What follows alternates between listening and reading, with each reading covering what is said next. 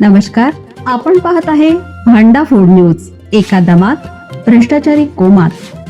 Social media, कर्जबाजारी, गुन्हेगारी, सट्टेबाजी, चोरी, मटका, जुगार, दारू, सावकारशाही, न्यायाच्या प्रतीक्षेत प्रशासन. भांडाफोड न्यूज. एका दमात भ्रष्टाचारी कोमात.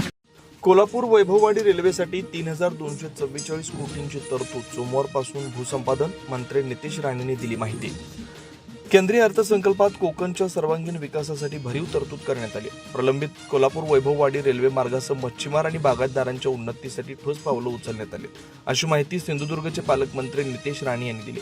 राणे म्हणाले, केंद्र सरकारनं जाहीर केलेल्या तरतुदीमुळे कोकणच्या अर्थकारणाला मोठी गती मिळणार आहे.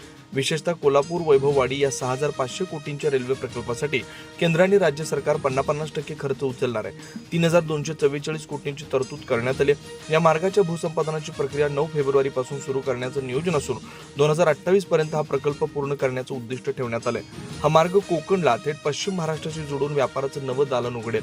मत्स्य व्यवसाय आणि किनारपट्टीच्या विकासावर प्रकाश टाकताना त्यांनी सांगितलं की 500 नवीन तलावांची निर्मिती आणि खोल समुद्रातील मासेमारी करमुक्त करण्याचा निर्णय घेण्यात आला. त्यामुळे मच्छीमारांच्या आर्थिक स्थितीत सुधारणा होईल.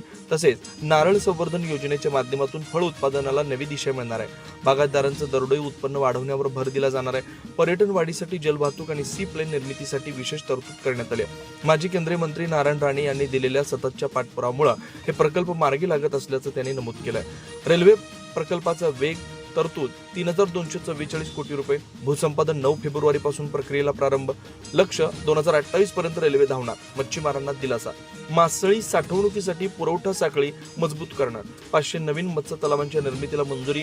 कृषी व पर्यटन, नारळ संवर्धन योजनेतून बागायतीला उभारी. सी प्लेन आणि जलवाहतुकीसाठी विशेष निधी. बंदरांच्या विकासासह जहाज बांधणी उद्योगाला प्राधान्य. पालकमंत्र्यांचा विश्वास. पंतप्रधान नरेंद्र मोदी यांच्या नेतृत्वाखालील सरकारनं कोकणाला भरभरून दिलंय.